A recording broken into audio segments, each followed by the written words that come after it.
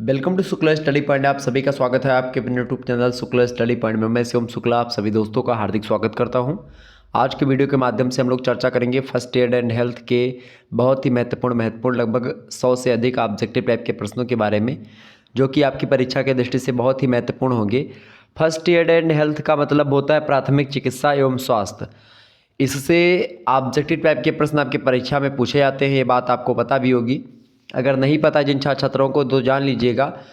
इसमें आपकी परीक्षा में 100 ऑब्जेक्टिव टाइप के प्रश्न आएंगे। उनमें से आपको सभी प्रश्न करने होते हैं और कुछ विश्वविद्यालय केवल 75 प्रश्न बोलते हैं कि वही 75 प्रश्न करना है। और राजा महेंद्र प्रताप सिंह विश्वविद्यालय में तो 75 क्वेश्चन ही पूछे जाते हैं, उनमें से केवल 50 प्रश्न करने होते हैं। तो अलग अलग विश्वविद्यालयों का अलग अलग नियम होता है। हालांकि मैं बता दूं आपको कि फर्स्ट एड एंड हेल्थ की अगर बात की जाए तो बीए में, बीएससी में, बीकॉम में सभी में को करिकुलर कोर्स के रूप में शामिल होता है। यानी प्राथमिक चिकित्सा और स्वास्थ्य के बारे में अगर बात की जाए तो ये आपका मेन सब्जेक्ट नहीं है, ये आपको अनिवार्य प्रश्न पत्र के रूप में पढ़ना पड़ता है। ठीक है, जैसे फर्स्ट सेमेस्टर में आपने फूड न्यूट्रिशन एंड हाइजीन पढ़ा, वैसे आप सेकंड सेमेस्टर में फर्स्ट एड एंड हेल्थ पढ़ेंगे, यानी प्राथमिक चिकित्सा और स्वास्थ्य। थर्ड सेमेस्टर में आप कुछ दूसरा पढ़ेंगे, फोर्थ सेमेस्टर में फिर जा करके आप दूसरा पढ़ेंगे। इसी प्रकार से हर एक सेमेस्टर में आपको अनिवार्य प्रश्न पत्र के रूप में मिलेगा। ठीक है, ये बात ध्यान रखिएगा। तो आइए हम चर्चा करने का प्रयास करते हैं कि आखिरकार BA, BSc, BCom second semester में जो फर्स्ट एड एंड हेल्थ है, इससे कैसे कैसे प्रश्न ऑब्जेक्टिव टाइप में आते हैं। और आपको बता दूं, इसका जो नंबर होता है वो आपकी परीक्षा का जो मार्कशीट होती है उसमें जुड़ता नहीं है, अर्थात अंक तालिका में इसका नंबर जुड़ेगा नहीं। लेकिन ये परीक्षा पास करना आपको बहुत ही ज़रूरी है, अनिवार्य है। ठीक है, अगर इसमें आप फेल हो तो एक प्रकार से आपको फेल ही समझा जाएगा, आपको दोबारा परीक्षा देनी पड़ेगी इस पेपर की, ये बात ध्यान रखिएगा। ठीक है, बैक पेपर आपको डालना पड़ेगा अगर आप किसी कारणवश फेल हो जाते हैं। वैसे फेल मैं होने नहीं दूंगा आपको। आप मॉडल पेपर हमारे द्वारा बताए गए देख लीजिएगा, 2022 वाले वीडियोस को देख लीजिएगा। हमारा दूसरा चैनल है बीए के रेकर यूट्यूब चैनल, तो बीए के रेकर पे आप जाइएगा, सर्च करके वहाँ पर प्लेलिस्ट बनी हुई फर्स्ट एड एंड हेल्थ की, वहाँ पर आपको तमाम प्रकार की वीडियोज़ और विभिन्न विश्वविद्यालयों के जो क्वेश्चन पेपर थे 2022 वाले, उसको हमने साल में भी करवा दिया था, तो वो प्लेलिस्ट में आपको मिल जाएंगे। आप उसको देख करके अच्छे तरीके से अपनी तैयारी कर सकते हैं। ठीक है, तो इससे क्या होगा, 2023 की परीक्षाओं के लिए आपकी तैयारी विधिवत हो जाएगी, अच्छी हो जाएगी। और आपको बता दूं कि इसका जो नंबर होता है वो जुड़ता नहीं है। और इसमें अगर आप 100 नंबर में से अगर 40 नंबर पा जाते हो तो आपको पास कर दिया जाता है, अर्थात लगभग 40% आपका पासिंग मार्क है, ये बात ध्यान रखिएगा। तो ये को करिकुलर कोर्स होता है, अनिवार्य प्रश्न पत्र जिसको बोलते हैं। ठीक है, अब आइए हम चर्चा करने का प्रयास करते हैं कैसे कैसे प्रश्न आपकी परीक्षा में आते हैं। इससे देखें, प्रश्न आपका आ चुका है। प्रश्न देखिएगा सभी लोग, प्रश्न आपकी स्क्रीन पर आ चुका है। फटाफट से एक बार सभी लोग वीडियो को शेयर कर दीजिएगा और लाइक कर दीजिएगा। प्रश्न है, पीड़ित तेज है और दुर्व्यवहार करने वाले को परेशान नहीं करने की कोशिश करता है, ऐसी स्थिति क्या कहलाती? तनाव निर्माण चरण होता है ये, या घटना विस्फोटक का चरण होता है, या हनीमून चरण होता है, या फिर ये सभी चरण होते हैं? तो इसका करेक्ट आंसर क्या हो जाएगा, फटाफट से आप बताने का प्रयास करेंगे। तो इसका करेक्ट आंसर हो जाएगा, जब पीड़ित तेज हो और दुर्व्यवहार करने वाले को परेशान नहीं करने की कोशिश करता है, तो यह स्थिति कहलाती तनाव निर्माण की स्थिति। कैसी स्थिति? तनाव निर्माण की स्थिति। ठीक है, ऑप्शन नंबर इसका ये करेक्ट आंसर होगा। अगला क्वेश्चन से आप देखिएगा, दुर्व्यवहार करने वाला खेद और दोषी महसूस अगर अपने आप को करता है तो वह कौन सी स्थिति होती है? तनाव निर्माण का चरण होता है, या घटना विस्फोटक का चरण होता है, या हनीमून चरण होता है? तो जब दुर्व्यवहार करने वाला व्यक्ति जो होता है वो अपने आप में खेद और दोषी महसूस करता है अपने आप को, तो ऐसा चरण जो होता है वो हनीमून चरण होता है। कैसा चरण होता है भाई? वो उसको बोलते हैं हनीमून चरण। ऑप्शन नंबर इसका सी करेक्ट आंसर हो जाएगा।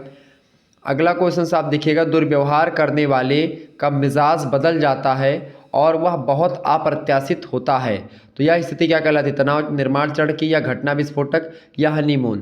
तो दुर्व्यवहार करने वाले का मिजाज एकदम से बदल जाए और वह बहुत अप्रत्याशित हो जाए, तो ऐसी स्थिति कहलाती तनाव निर्माण का चरण। ठीक है, ऑप्शन नंबर इसका एक करेक्ट आंसर होगा। तो ऐसे एक आध दो प्रश्न आपकी परीक्षा में आने वाले हैं। अगला क्वेश्चन देखिएगा, दुर्व्यवहार करने वाला शारीरिक और मौखिक रूप से पीड़ित पर हमला करता है, तो ऐसी स्थिति क्या कहलाती है? दुर्व्यवहार करने वाला जो व्यक्ति है वो शारीरिक और मौखिक रूप से पीड़ित पर हमला करता है, तो यह स्थिति कहलाती है घटना और विस्फोटक चरण। ठीक है, ऑप्शन नंबर इसका बी करेक्ट आंसर हो जाएगा, ध्यान रखिएगा। अगला क्वेश्चन आप देखिएगा, गाली देने वाला इस बात पर जोर देता है कि वे पीड़ित से कितना प्यार करते हैं, बताएं। गाली देने वाला इस बात पर जोर देता है कि वह पीड़ित से कितना प्यार करते हैं या कौन सी स्थिति होती है, तो यह स्थिति होती है हनीमून चरण की। ठीक है, ऑप्शन नंबर इसका सी करेक्ट आंसर होगा। अगला क्वेश्चन देखिएगा, दुर्व्यवहार करने वाला लगातार पीड़ित की आलोचना करता है। यह स्थिति क्या होती है? जब दुर्व्यवहार करने वाला जो व्यक्ति होता है वह पीड़ित की लगातार आलोचना करे तो ऐसी स्थिति होती है तनाव निर्माण की। ठीक है, तनाव निर्माण चरण, option number A correct answer होगा। अगला प्रश्न आपकी स्क्रीन पर आ चुका है, कर्णफेर जिसको आप मुम्स बोलते हैं, मुम्स, तो इससे प्रभावित होने वाली जो ग्रंथि है वो कौन सी है? बताएं। तो कर्णफेर में प्रभावित होने वाली ग्रंथि जो है वो है पैरोटिड ग्रंथि। ऑप्शन नंबर इसकी बी करेक्ट आंसर हो जाएगा। नेक्स्ट क्वेश्चन आपकी स्क्रीन पर आ चुका है, दैनिक स्वास्थ्य परीक्षण और स्वास्थ्य परीक्षण का कौन सा चरण होता है? दैनिक स्वास्थ्य परीक्षण जो होता है वो स्वास्थ्य परीक्षण का कौन सा चरण होता है? प्रथम, द्वितीय और तृतीय, बताएं। जो दैनिक स्वास्थ्य परीक्षण होता है, स्वास्थ्य परीक्षण का कौन सा चरण होता है भाई? तो ये द्वितीय चरण होता है। कैसा चरण होता है? द्वितीय चरण होता है। ठीक है, आगे बढ़ते हैं। अगला क्वेश्चन आप देखिएगा, नेक्स्ट क्वेश्चन है, भोजन को अन्न प्रणाली से गुजरने के लिए बंद होने वाली ढक्कन जैसी संरचना क्या है? तो भोजन को अन्य प्रणाली से गुजरने देने के लिए जो बंद होने वाली ढक्कन जैसी संरचना होती है मनुष्य के अंदर, उसको बोलते हैं क्या? एपिग्लास्टिस। ठीक है, एपिग्लाटिस, ऑप्शन नंबर इसका बी करेक्ट आंसर हो जाएगा। आगे देखिएगा, अगला क्वेश्चन आपकी स्क्रीन पर आ चुका है। तो ये सब प्रश्न आपकी परीक्षा की दृष्टि से बहुत ही महत्वपूर्ण है, ये ध्यान रखिएगा, परीक्षा में प्रश्न आ सकते हैं। और भी मॉडल पेपर मैं दे दूंगा, लेकिन मैं आपको सजेस्ट ये करूंगा कि आप जो हमारे द्वारा बताए गए जो मॉडल पेपर है पहले से अवेलेबल है यूट्यूब पर, 2022 में हमने दिया था, उनको आप ज़रूर देख लीजिएगा। प्रश्न अगला आपकी स्क्रीन पर आ चुका है, डिप्थीरिया रोग फैलता है, बताएं किससे फैलता है डिप्थीरिया रोग? भाई बताने का प्रयास करेंगे। डिप्थीरिया रोग फैलता है जीवाणुओं के कारण, वायरस के कारण, फंगस के कारण या प्रोटोजोआ के कारण, बताएं। तो डिप्थीरिया जो फैलता है वो जीवाणुओं के कारण फैलता है। ऑप्शन नंबर इसका ए करेक्ट आंसर होगा। अगला क्वेश्चन आप देखिए, खसरा रोग का उद्भव काल है, बताएं। खसरा रोग जो है इसका उद्भव काल कितने दिनों तक होता है? तो ये 7 से 14 दिन में होता है। ऑप्शन नंबर इसका ए करेक्ट आंसर हो जाएगा। आगे देखिएगा, अगला क्वेश्चन आपकी स्क्रीन पर आ चुका है, फटाफट से आप बताने का प्रयास करेंगे।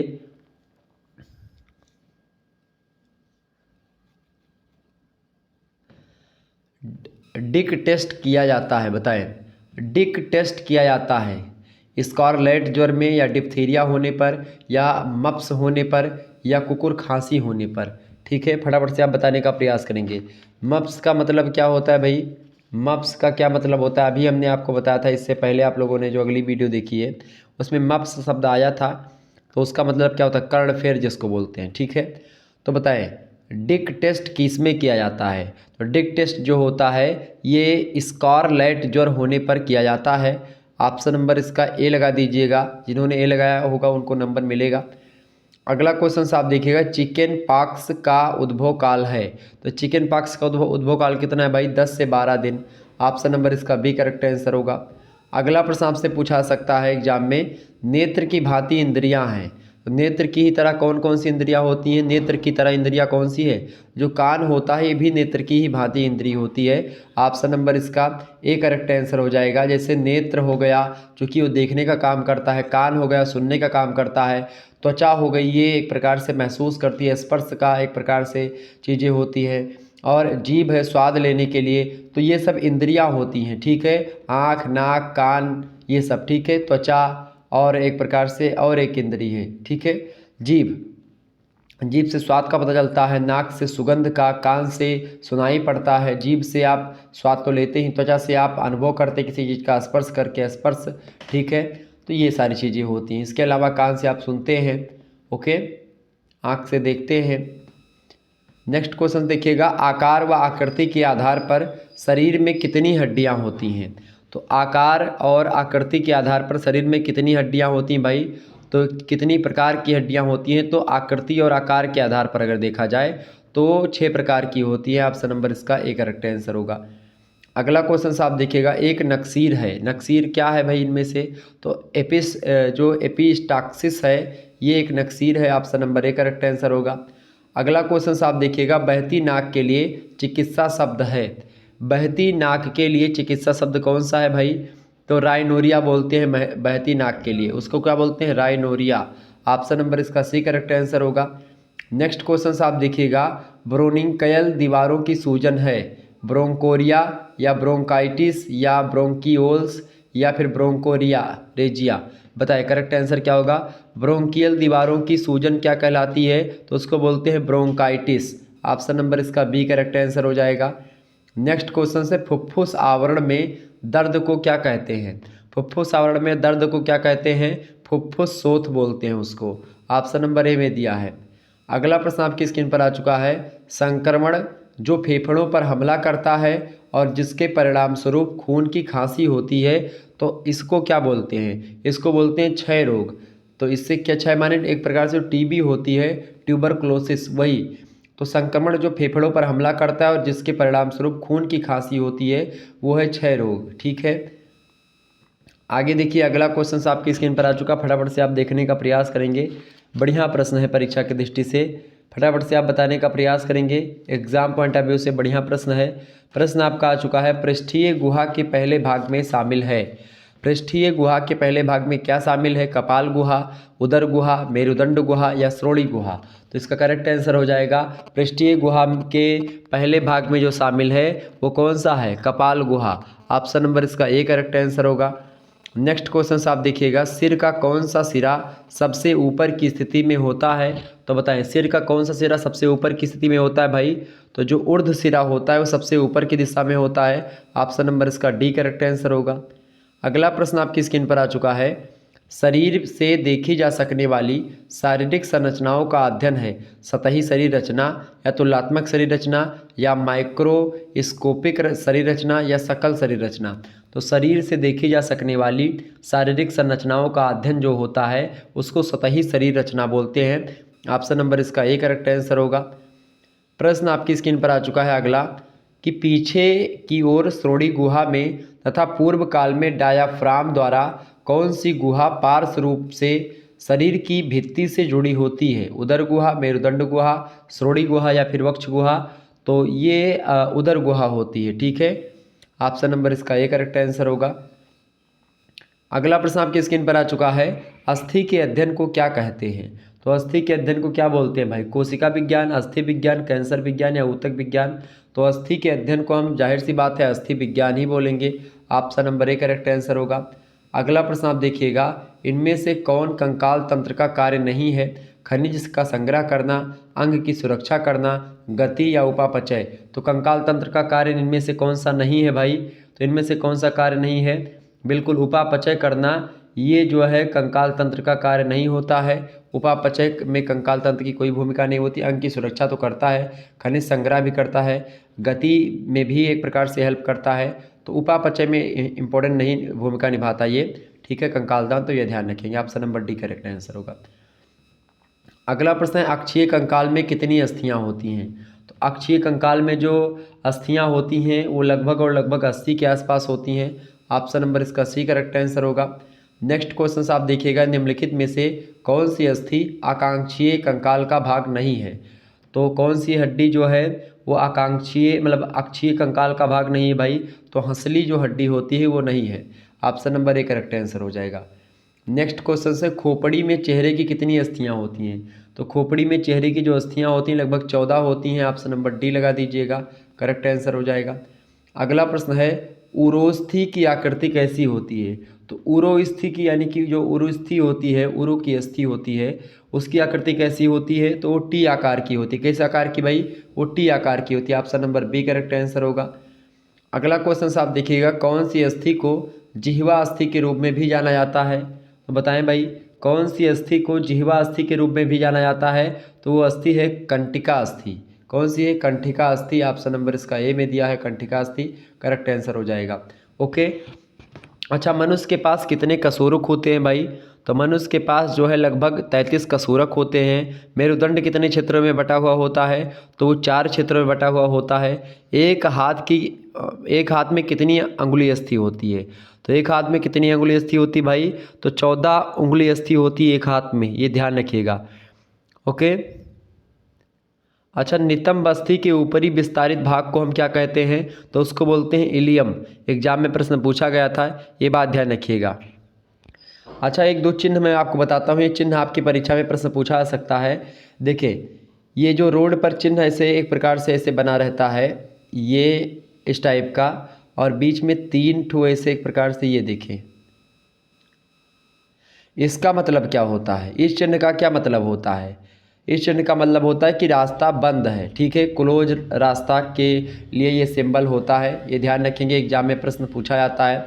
अच्छा, एक चिन्ह और है आपका, जो उल्टा स्वास्तिक होता है, वो किसका चिन्ह है?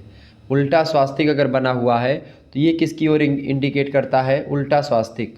बताएं, उल्टा स्वास्तिक जो होता है, ये इसका मतलब होता है, ये कुशल यानी कि स्किल की तरफ इंडिकेट करता है। ओके, आगे देखिएगा, अगला प्रश्न आपकी स्क्रीन पर आ चुका है, सभी लोग देखने का प्रयास करेंगे। बढ़िया प्रश्न है। देखें, 1877 ईस्वी में इंग्लैंड में इस व्यवस्था का सूत्रपात किस रूप में हुआ था? बताने का प्रयास करें। अच्छा, रेड क्रॉस को इंग्लैंड में प्रथम बार स्थापित किस मतलब कब किया गया था? तो 1879 में किया गया था। प्रश्न आपसे पूछा जा रहा है कि 1877 ईस्वी में इंग्लैंड में किस व्यवस्था का सूत्रपात किया गया था? तो इसमें ऑप्शन ए में दिया है Saint John ambulance association of England, इसी को स्थापित किया गया था, इसी का सूत्रपात हुआ था। ठीक है, ये बात ध्यान रखिएगा। अच्छा, सर्वप्रथम प्राथमिक चिकित्सा जो है फर्स्ट एड की शुरुआत किस देश में हुई? प्रश्न यहाँ भी बन सकता है। तो सर्वप्रथम प्राथमिक चिकित्सा की जो शुरुआत होती है वो भारत से ही, आप देखिएगा। ठीक है, कहाँ से? भारत से। ओके, आपको बता दूं, इंग्लैंड में पहली बार सेंट जॉन एम्बुलेंस एसोसिएशन ने कब प्राथमिक सहायता यानी फर्स्ट एड शब्दावली को शासकीय रूप में अपनाया? तो कब अपनाया था? 1879 ईस्वी में अपनाया था। ये बात थोड़ा सा ध्यान रखिएगा। शुरुआत से ही भारत में प्राथमिक चिकित्सा रही है, लेकिन एक प्रकार से व्यापार उस स्तर पर देखेंगे तो इंग्लैंड वगैरह में पहले शुरू होती है। ठीक है। अच्छा, प्राथमिक उपचार का मुख्य उद्देश्य क्या होता है? तो इसका मतलब होता है कि डॉक्टर के आने से पहले जो स्थिति, व्यक्ति की स्थिति है, उसको बिगड़ने से रोकना, उसको बिगड़ने ना देना। ठीक है, यानी कि डॉक्टर के मतलब डॉक्टर तक पहुंचने से पहले का जो उपचार होता है उसको प्राथमिक उपचार कहते हैं। और प्राथमिक उपचार बॉक्स होता है, फर्स्ट एड किट होती है, बॉक्स होता है, जो कि मोटरसाइकिल और आप देखते हैं कि 4 चक्का वगैरह में होती फर्स्ट एड किट। ठीक है, तो उसमें कई सारी वस्तुएं होती हैं। ठीक है, तमाम प्रकार की वस्तुएं होती हैं उसमें, जो कि आवश्यक दवाएं और वस्तुएं, जो पट्टी वगैरह ये सब होती है। ठीक है, आगे देखिए, अगला क्वेश्चन आपकी स्क्रीन पर आ चुका है। कच्ची टूट अस्थि भंग होता है। कच्ची टूट अस्थि भंग होता है बच्चों में, लड़कियों में, वृद्धों में या प्रौढ़ों में? तो बच्चों में खास करके कच्ची टूट अस्थि भंग होता है, ऑप्शन नंबर ए लगा दीजिएगा। अगला क्वेश्चन आपकी स्क्रीन पर आ चुका है। जब हड्डी टूटने के साथ घाव भी हो जाता है तो उसको क्या बोलते हैं? तो इस प्रकार के टूट को, तो जब हड्डी टूटने के साथ ही घाव भी हो जाए तो इसको बोलते हैं विषम अस्थि भंग। Option number A correct answer होगा। अगला प्रश्न है, मोच के लक्षण होते हैं। हड्डी का अपने स्थान से हट जाना, हड्डी का सूजना, नस में सूजन, या जोड़ के बंधनों का खिंच जाना या कट जाना। तो मोच का मतलब क्या होता है? मोच का मतलब होता है जोड़ का जो बंधन है वो खिंच जाए या कट जाए तो उसको बोलते हैं मोच आ जाना। ऑप्शन नंबर डी लगा दीजिएगा। अगला क्वेश्चन आपके स्क्रीन पर आ चुका है। विष के मुख्य प्रकार हैं। विष के मुख्य प्रकार कौन कौन से हैं भाई? देखें, तो अम्ल युक्त विष पदार्थ जो है वो, option number A correct answer हो जाएगा।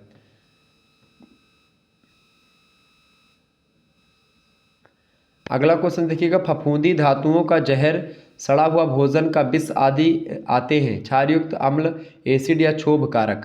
फटाफट से आप बताने का प्रयास करेंगे। तो विष के में जो फफूंदी धातुओं का ज्वर और सड़ा हुआ जो भोजन होता है ये क्षोभ कारक में आता है। और आपको मैं बता दूं कि यहाँ पर जो ये प्रश्न था, विष के मुख्य प्रकार है, तो क्षारयुक्त विष भी होता है, क्षोभ कारक भी होता है और अम्लयुक्त विष भी होते हैं। यहाँ पर हैं दिया हुआ है और थोड़ा सा मैंने ध्यान नहीं दिया इस बात पर।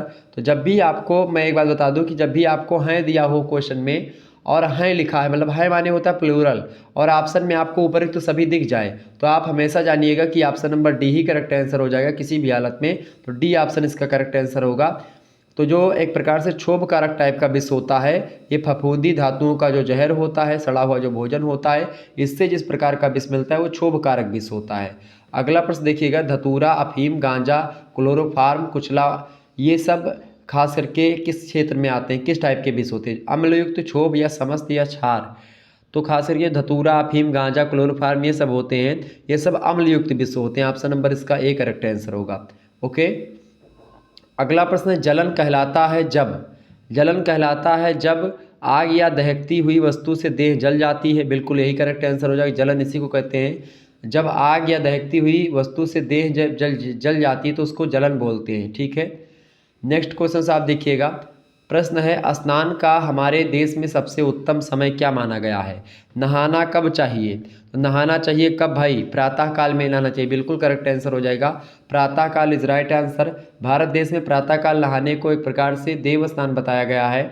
अगला क्वेश्चन आप देखिएगा, केसों को गंदा रखने के यानी बाल जो होते हैं, केसों को गंदा रखने से कौन सा परजीवी सिर आप मतलब सिर में पड़ जाता है, कौन सा जीव जो है आपके सिर में पड़ जाता है अगर आपका बाल गंदा रहेगा तो बिल्कुल आप सभी को पता होगा क्या पड़ जाती हैं, जूं पड़ जाती हैं, जुआ जिसको बोलते हैं। ठीक है, option number B correct answer हो जाएगा। तो इस प्रकार से आप लोगों ने समझा और जाना। ठीक है, आगे बढ़ते हैं। अगला क्वेश्चन आपकी स्क्रीन पर आ चुका है। अच्छा, मादा जूं जो होती है वो प्रतिदिन कितने अंडे देती है। प्रश्न यह भी पूछा गया था।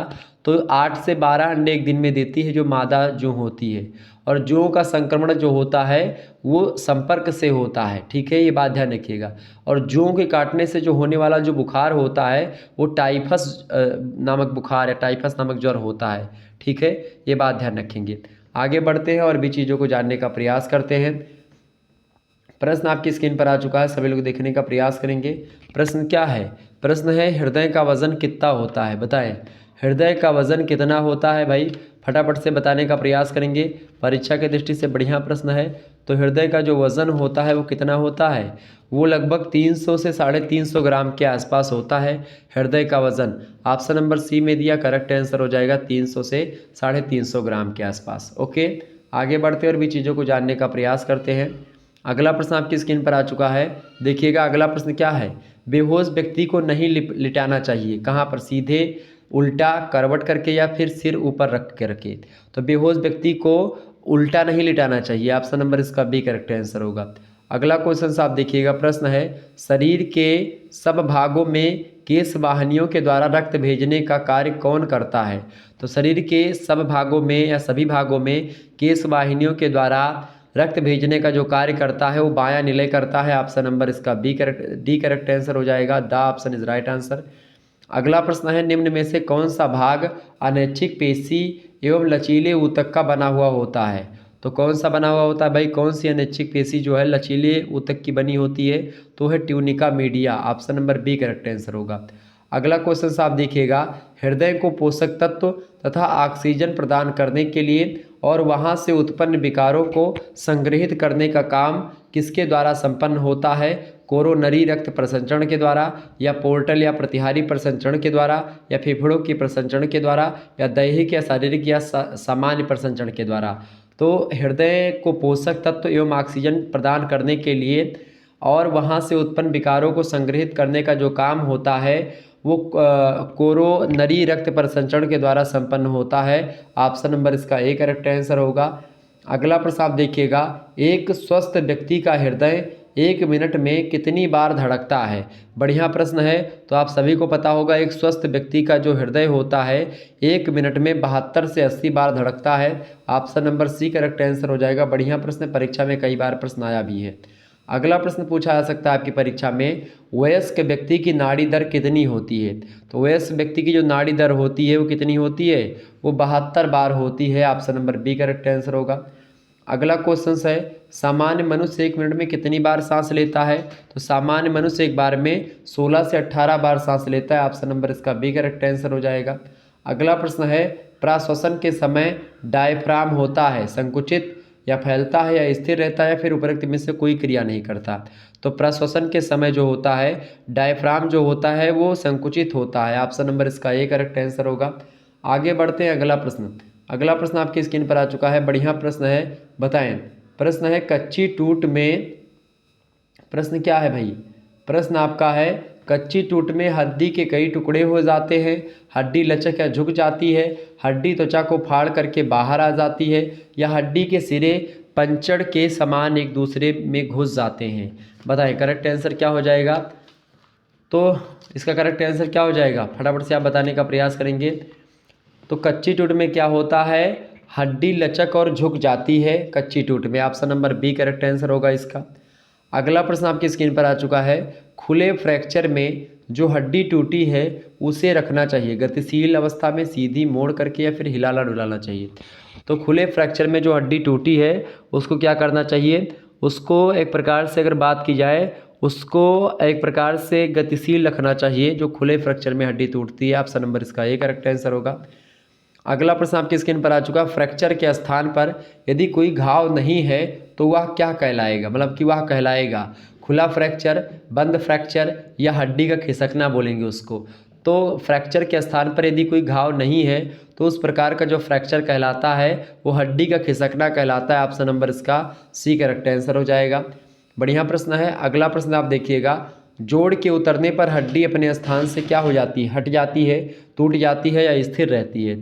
तो जोड़ के खिसकने से अगर बात की जाए, क्या भाई जोड़ के खिसकने से क्या होता है, जोड़ के उतरने पर हड्डी जो होती है अपने स्थान से हट जाती है। ऑप्शन नंबर इसका ए करेक्ट आंसर हो जाएगा। अगला क्वेश्चन से आप देखने का प्रयास करेंगे। प्रश्न है, साधारण घाव भर जाता है 2 दिनों में, 7 दिनों में, या 15 दिनों में, या 25 दिनों में। तो साधारण घाव जो होता है वो 7 दिनों में भर जाता है। ऑप्शन नंबर इसका बी करेक्ट आंसर होगा। अगला क्वेश्चन से आप देखिएगा, टूर्नीकेट सदैव खुलवाना चाहिए अध्यापक से, प्राथमिक चिकित्सक से, डॉक्टर से, या इनमें से कोई नहीं। तो टूर्नीकेट जो होता है हमेशा और हमेशा डॉक्टर से खुलवाना चाहिए। Option number C correct answer होगा। अगला प्रश्न है, मानव शरीर में प्रमुख दबाव बिंदु कितने होते हैं। तो मानव शरीर में जो प्रमुख दबाव बिंदु होते हैं वो 6 के आसपास होते हैं। ऑप्शन नंबर इसका डी करेक्ट आंसर हो जाएगा। अगला प्रश्न है, नाक से रक्तस्राव को हम क्या कहते हैं, नक्सीर फूटना, नाक से फोड़ा होना, नाक कटना, या इनमें से कोई नहीं। नाक से रक्तस्राव को हम बोलते हैं नक्सीर का फूटना। Option number A correct answer होगा। अगला क्वेश्चन से आप देखिएगा, आग से जले भाग को क्या करना चाहिए, तो कंबल से ढक देना चाहिए। बिल्कुल ठीक है, कंबल से ढक देना चाहिए आग से जले भाग को। Option number A correct answer होगा। अगला प्रश्न आपकी स्क्रीन पर आ चुका है, फटाफट से आप देखने का प्रयास करेंगे। वीडियो को लाइक और शेयर भी कर दीजिए। जितने भी लोग हमारे साथ जुड़ चुके हैं फटाफट से वीडियो को शेयर और लाइक कर दीजिएगा, ताकि टाइम टू टाइम नोटिफिकेशन मिलता रहे और आप आसानी से इस प्रकार की वीडियो और भी देखते रहें। ओके, आगे बढ़ते और भी चीज़ों को जानने का प्रयास करते हैं। अगला प्रश्न आपकी स्क्रीन पर आ चुका है, फटाफट से देखने का प्रयास करेंगे। प्रश्न है, आइरिस का मुख्य शरीर किसके द्वारा बना होता है, बताएं।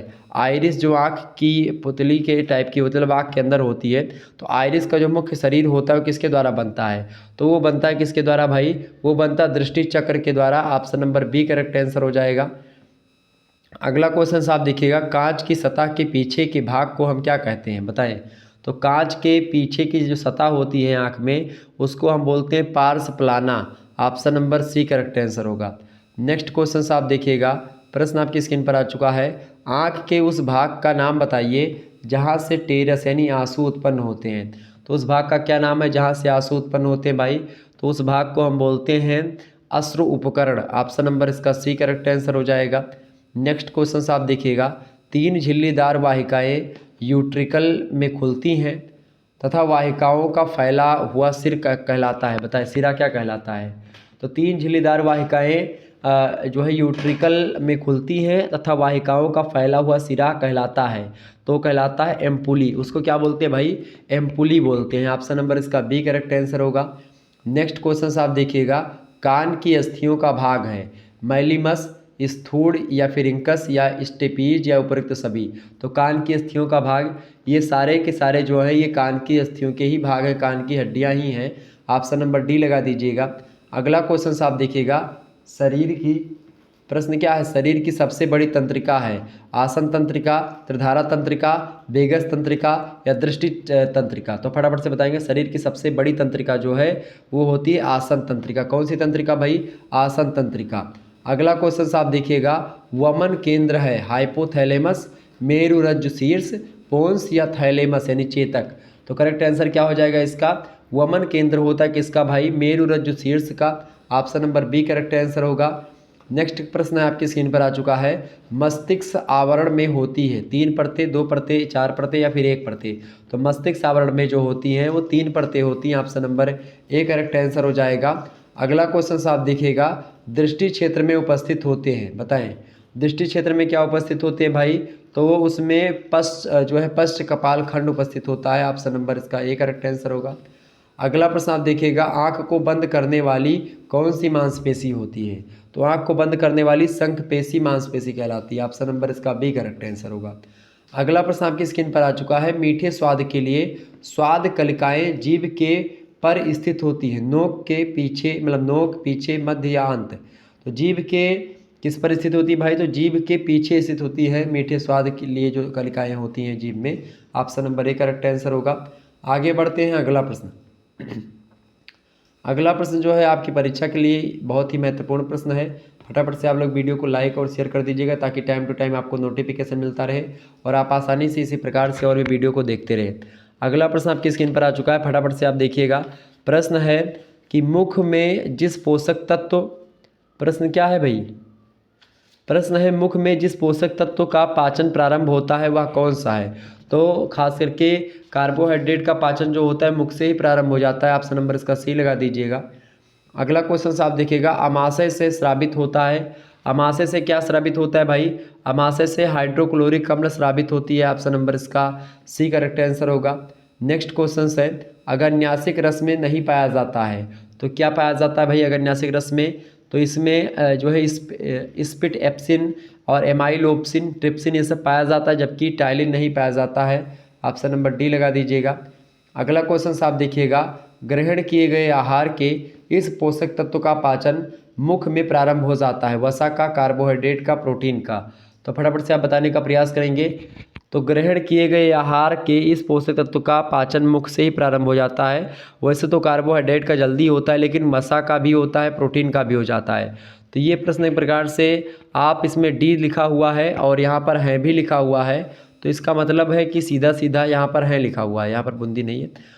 तो डी ऑप्शन करेक्ट होना चाहिए, क्योंकि कार्बोहाइड्रेट, वसा, प्रोटीन सभी का एक प्रकार से जो पाचन होता है वो पेट से ही, मतलब मुख से ही प्रारंभ हो जाता है। तो इसका भी आप लोग डी ही कर लीजिएगा। डी ऑप्शन इसका भी करेक्ट आंसर होगा। ठीक है, चूँकि जो होता है कार्बोहाइड्रेट का जल्दी तो पचता है कार्बोहाइड्रेट, लेकिन फिर भी प्रोटीन और वसा भी शुरुआत से ही मतलब थोड़ा बहुत पचने प्रारंभ हो जाते हैं यहीं से, मतलब मुख से ही। ठीक है, तो ऑप्शन नंबर डी लगा दीजिएगा। अगला प्रश्न है, दांत के मुख्य भाग है शिखर, ग्रीवा या मूल। दांत के ये सभी भाग होते हैं, शिखर, ग्रीवा, मूल। ऑप्शन नंबर डी लगा देंगे। अगला क्वेश्चन है, जठर रस निकलता है, किससे निकलता है भाई, जठर रस जो होता है वो अमाशय से निकलता है। Option number C. अगला क्वेश्चन देखेंगे, पित्त रस में एंजाइम पाया जाता है, कौन सा एंजाइम पाया जाता है भाई पित्त रस में, तो पित्त रस में आप देखिएगा उपरोक्त में से कोई एंजाइम नहीं पाया जाता पित्त रस में। ओके, ऑप्शन नंबर डी में दिया है। अगला क्वेश्चन आप देखिएगा, प्रश्न है, ग्रसनी के बाद भोजन जाता है, कहाँ पर जाता है ग्रसनी के बाद भोजन भाई, तो अमाशय में जाता है। Option number C correct answer होगा। अगला क्वेश्चन आपकी स्क्रीन पर आ चुका है, शाकाहारी जंतुओं में सेलुलोज का पाचन होता है अमाशय में एंजाइम के द्वारा, या ग्रहिणी में अग्न्याशय के द्वारा, या आंतों में एंजाइम्स के द्वारा, या सीकम में जीवाणु और प्रोटोजोआ के द्वारा। तो ऑप्शन नंबर करेक्ट आंसर होगा डी ऑप्शन, सीकम में जीवाणु तथा प्रोटोजोआ के द्वारा शाकाहारी जंतुओं में सेलुलोज का पाचन होता है। Option number D correct answer होगा। अगला प्रश्न आपकी स्क्रीन पर आ चुका है, वसा का इमल्सीकरण किसके द्वारा होता है, तो वसा का इमल्सीकरण जो होता है वो टाइलिन के द्वारा होता है। Option number D correct answer हो जाएगा। Option number D is right answer. Next question आपकी स्क्रीन पर आ चुका है, फटाफट से एक बार वीडियो को शेयर और लाइक जरूर कर दीजिएगा ताकि इसी प्रकार से और भी वीडियो आपको मिलती रहे। देखिए प्रश्न है आपका, प्रोस्टेट ग्रंथियों से उत्पन्न होता है, बताएं प्रोस्टेट ग्रंथियों से क्या उत्पन्न होता है भाई, फटाफट से आप बताने का प्रयास करेंगे। प्रोस्टेट ग्रंथियों से जो उत्पन्न होता है वो क्या उत्पन्न होता है भाई, हार्मोन, एंजाइम, या एक प्रकार का द्रव उत्पन्न होता है, या फिर वीर्य उत्पन्न होता है। बताएं करेक्ट आंसर क्या होगा इसका। बढ़िया प्रश्न है परीक्षा की दृष्टि से आपके। तो प्रोस्टेट ग्रंथियों से जो उत्पन्न होता है वो एक प्रकार का द्रव उत्पन्न होता है। ऑप्शन नंबर इसका सी करेक्ट आंसर हो जाएगा। आगे बढ़ते हैं अगला प्रश्न। अगला क्वेश्चन आपकी स्क्रीन पर आ चुका है, डैश में बाह्य निषेचन होता है, मुर्गी में, मनुष्य में, गाय में, या फिर मेढक में, तो मेढकों में बाह्य निषेचन होता है। Option number C correct answer होगा। अगला प्रश्न है, पुरुष की एक अतिरिक्त जनन ग्रंथि कौन सी इनमें से, तो पुरुष की जो अतिरिक्त जनन ग्रंथि इनमें से देखिए प्रोस्टेट ग्रंथि, ये भी पुरुष की ही जनन अंग है। शुक्राशय और काउपर ग्रंथि ये सब पुरुष के ही अतिरिक्त जनन अंग हैं। ऑप्शन नंबर डी लगा दीजिएगा। अगला क्वेश्चन आप देखिएगा, अंडाशय के द्वारा उत्पन्न मादा युग्मक है इनमें से। तो अंडाशय के द्वारा जो उत्पन्न होता है वो अंडाणु उत्पन्न होता है। ऑप्शन नंबर इसका सी करेक्ट आंसर होगा। ये महिलाओं का एक प्रकार जनन अंग है अंडाशय। नेक्स्ट क्वेश्चन आप देखिएगा, गर्भाशय एक होता है जो कहलाता है। तो गर्भाशय एक होता है जो क्या कहलाता है भाई, फटाफट से बताएंगे। तो बूम कहलाता है वो। Option number D correct answer होगा। नेक्स्ट क्वेश्चन देखिएगा, बुलवाओरेयाल ग्रंथि स्थित होती है वृषण के निकट या फिर यूरेथ्रा के समीप या अधिवृषण के नीचे या प्रोस्टेट ग्रंथियों के नीचे। तो बताएं, बुलवाओरेयाल जो ग्रंथि होती है ये प्रोस्टेट ग्रंथियों के नीचे होती है। ऑप्शन नंबर डी लगा दीजिएगा। अगला क्वेश्चन आपसे बन सकता है एग्जाम में, शुक्राणुओं के परिपक्वन होते हैं, बताएं शुक्राणुओं के परिपक्वन क्या होते हैं बताएं। तो अधिवृषण में होते हैं इनके परिपक्वन। ऑप्शन नंबर इसका सी करेक्ट आंसर होगा। नेक्स्ट क्वेश्चन है, अंडवाहिनी का अंतिम भाग क्या कहलाता है। तो अंडवाहिनी का जो अंतिम भाग होता है वो स्थमस कहलाता है। ऑप्शन नंबर ए में दिया है। अगला क्वेश्चन आप देखिएगा, इन फंडीबुलम में अंगुलाकार प्रवर्ध क्या कहलाते हैं, फिम्ब्री, एम्फुला या स्थमस। तो करेक्ट आंसर क्या हो जाएगा, शुक्राणु। प्रश्न क्या है आपका, इन फंडीबुलम में अंगुलाकार प्रवर्ध क्या कहलाते हैं। तो वो फिम्ब्री कहलाते हैं। ऑप्शन नंबर ए में दिया है। नेक्स्ट क्वेश्चन आप देखिएगा, प्रश्न आपकी स्क्रीन पर आ चुका है। प्रश्न है, योनि द्वार प्रायः एक पतली झिल्ली से ढका होता है जिसे हम क्या कहते हैं।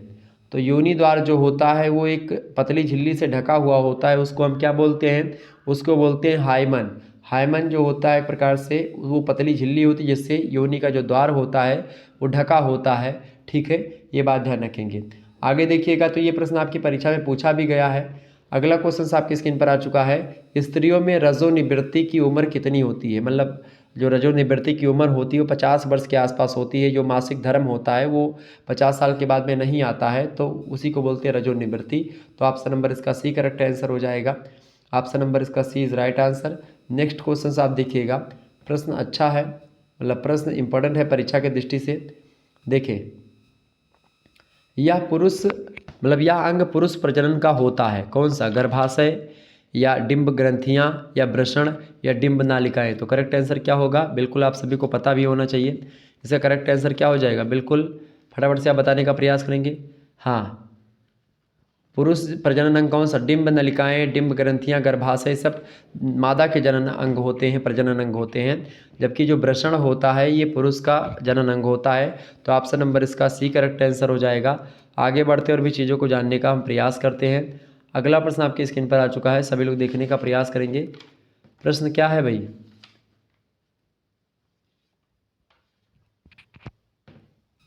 करेक्ट आंसर इसका क्या है, वृषण। ऑप्शन नंबर इसका सी करेक्ट आंसर होगा। अगला प्रश्न आपकी स्क्रीन पर आ चुका है, पुरुष और स्त्री के प्रजनन अंग होते हैं बिल्कुल समान होते हैं या छोटे बड़े होते हैं या भिन्न भिन्न मतलब भिन्न तथा परस्पर पूरक होते हैं या इनमें से कोई नहीं। तो भाई बिल्कुल समान तो होंगे नहीं, अगर समान होंगे तो फिर स्त्री पुरुष का कोई मतलब ही नहीं रह जाएगा। छोटे बड़े भी नहीं होते, कैसे होते हैं, भिन्न होते यानी अलग होते एक दूसरे से, और परस्पर पूरक होते एक दूसरे के, यानी कि जो पुरुष के जननांग है और जो स्त्री के जननांग है एक दूसरे के पूरक होते हैं।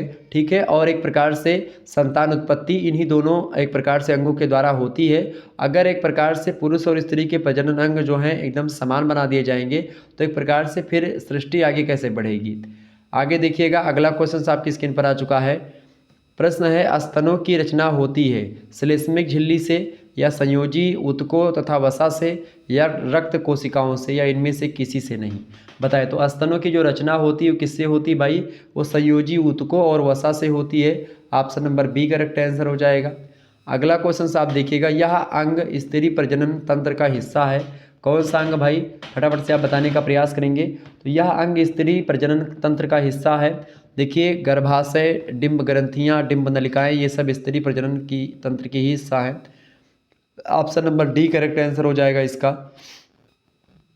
अगला क्वेश्चन आप सभी लोग देखिएगा, प्रश्न इंपॉर्टेंट है। प्रश्न क्या है, प्रश्न है, स्तनों से स्रावित दूध में क्या पाया जाता है। जो माता के स्तन से जो दूध निकलता है उसमें क्या पाया जाता है, प्रोटीन, वसा या कार्बोहाइड्रेट। तो ये तीनों पाया जाता है। ऑप्शन नंबर डी लगा दीजिएगा। सारे जो एक प्रकार से संतुलित आहार को लेकर के या जो पूर्ण आहार होता है, माता का जो दूध होता है वो पूर्ण आहार की श्रेणी में आता है, ये बात ध्यान रखिएगा। उसमें सारे तत्व विद्यमान होते हैं उचित मात्रा में। अगला प्रश्न है, गर्भाशय में भ्रूण के स्थापित होने के उपरांत उसका पूर्ण विकास होता है 6 मास में, 8वें मास के मध्य में, या लगभग 9 मास उपरांत, या 10 मास उपरांत। तो गर्भाशय में भ्रूण के स्थापित होने के उपरांत उसका जो पूर्ण विकास होता है वो लगभग 6 महीने में होता है। Option number C correct answer होगा, मतलब A option is right answer. अगला प्रश्न है, भ्रूण का रोपण होता है योनि में, गर्भाशय में, अंडवाहिनी में, या फेलोपियन नालिका में, फेलोपियन ट्यूब में। तो इसका करेक्ट आंसर क्या होगा? भ्रूण का जो रोपण होता है वो गर्भाशय में होता है। Option number B correct answer हो जाएगा।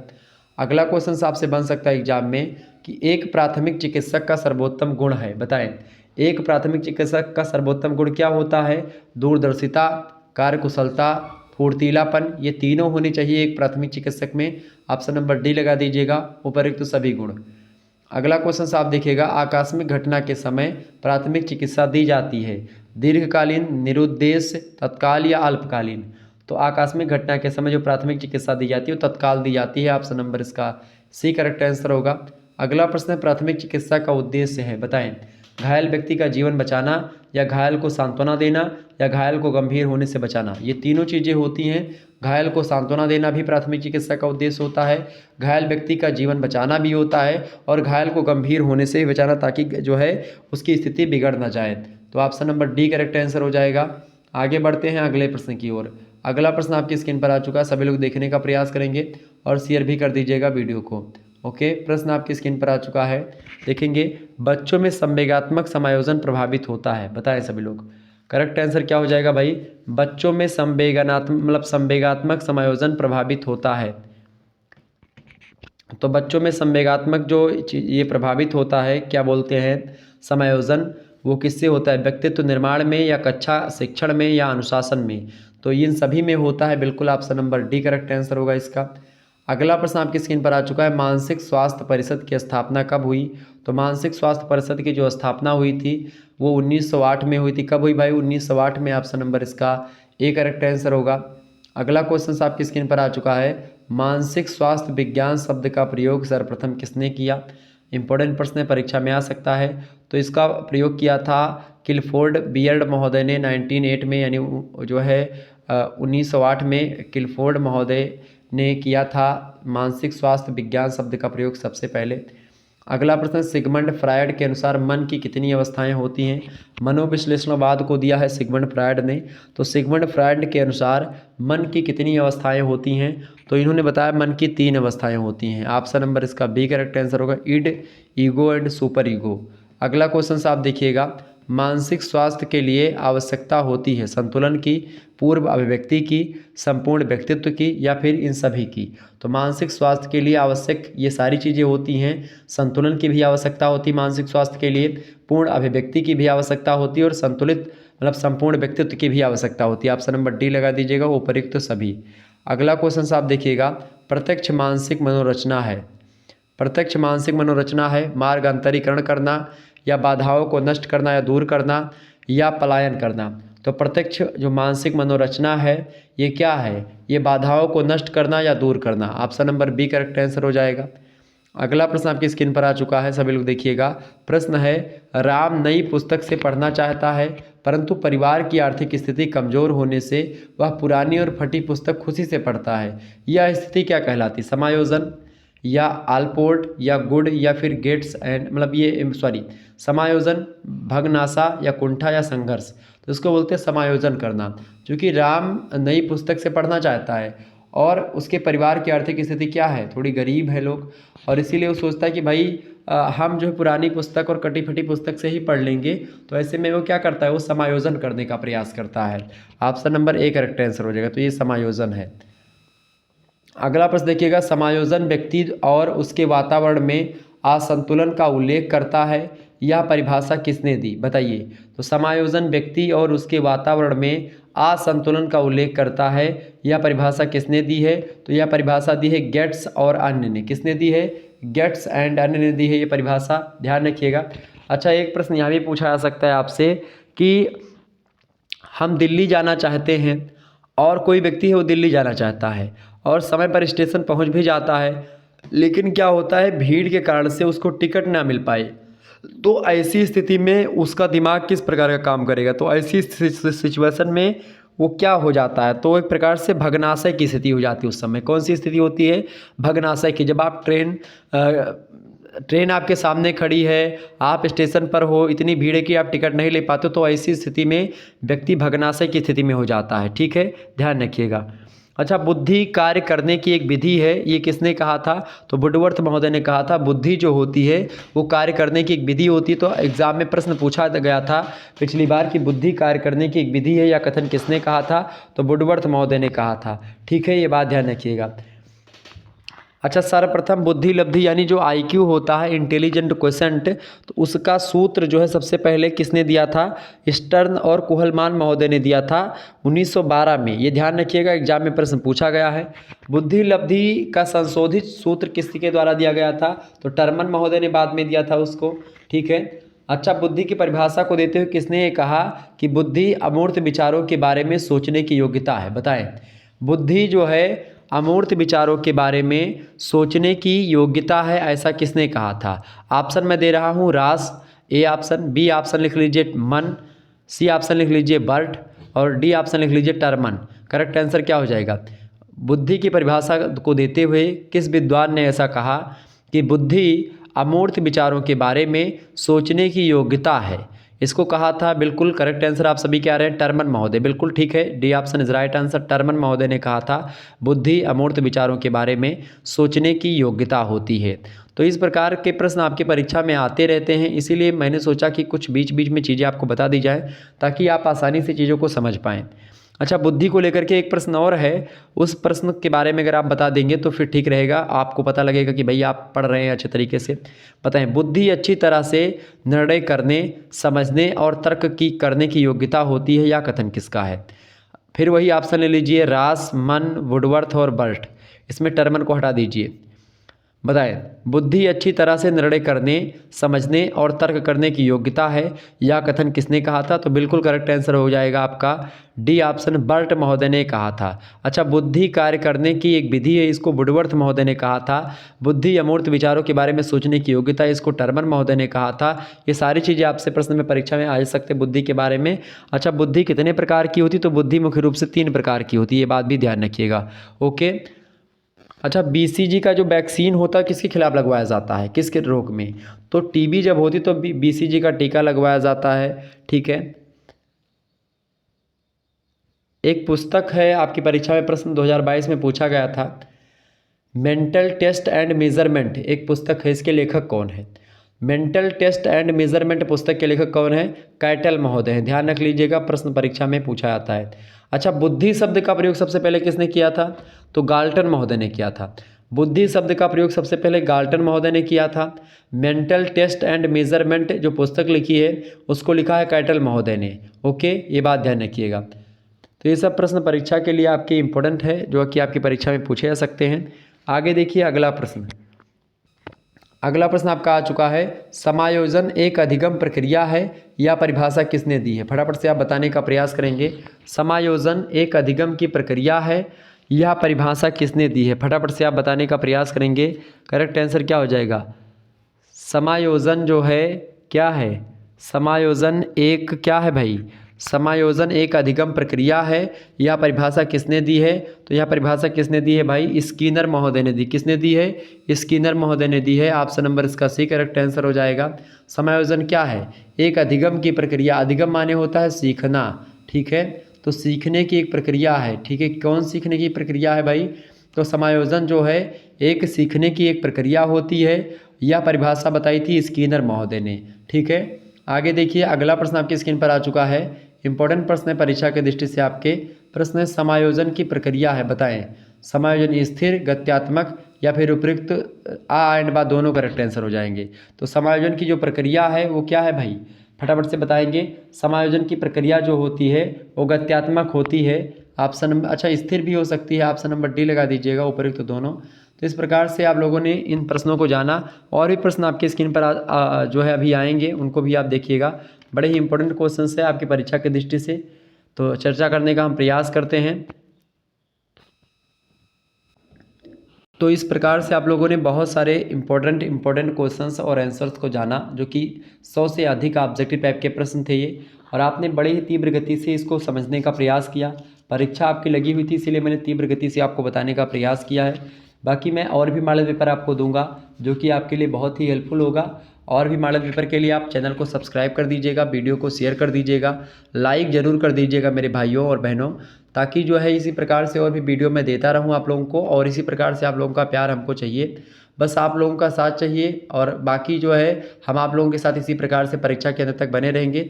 आप इस प्रकार के प्रश्नों को आप लोगों ने देखा, और आपको बता दूं कि हमारा जो दूसरा चैनल है उसका नाम है BA क्रैकर, ठीक है। नीचे आपको होम पेज में हमारे चैनल के नीचे आपको मिल जाएगा BA क्रैकर, उसको भी आप लोग सब्सक्राइब कर लीजिएगा। BA क्रैकर यूट्यूब चैनल है, इसको सब्सक्राइब कर लीजिएगा। और यहाँ पर सेकंड सेमेस्टर की जो प्लेलिस्ट है, वो सारी की सारी प्लेलिस्ट जो है उसमें आपको दे दी गई है। जितनी भी क्लासेस हुई थी 2022 में, उनको आप बिल्कुल फ्री में देख सकते हैं। तो आप जा करके प्लेलिस्ट में जाइएगा और सारी वीडियोस को देख लीजिएगा। सेकंड सेमेस्टर वालों, हर एक सब्जेक्ट की प्लेलिस्ट बनी हुई है। तो इससे क्या होगा, आपकी तैयारी विधिवत तरीके से हो जाएगी। बाकी जो वीडियोस होती रहेंगी वो शुक्ला स्टडी पॉइंट पर आपको मिलती रहेंगी, लेकिन वो वीडियोस आपके लिए बहुत महत्वपूर्ण है, तो उनको आप जरूर जा करके देख लीजिएगा। समय नष्ट करने का मतलब एक प्रकार से आप अभी पढ़ नहीं रहे हो, तो इसका मतलब मैं आपको इसीलिए सजेस्ट कर रहा हूँ, ताकि अगर आप उन वीडियोज़ को देख लेंगे तो जो मैं नई वीडियोज़ बताऊँगा उसमें आप कुछ और नया सीखने का प्रयास प्राप्त करेंगे, और अच्छे तरीके से जान पाएंगे, समझ पाएंगे। जब आप पहले बैकग्राउंड आपका ठीक रहेगा, आप अच्छे तरीके से पहले चीज़ों को समझे होंगे, तो फिर मैं जब दोबारा बताऊंगा तो आपको और अच्छे तरीके से समझ में आएगा, ठीक है। तो आप उसको जाकर के देख लीजिएगा। BA क्रैकर यूट्यूब चैनल को सब्सक्राइब कर दीजिएगा। इंस्टाग्राम पर हमको फॉलो कर सकते हैं, आप शुक्ला स्टडी पॉइंट के नाम से है, ठीक है।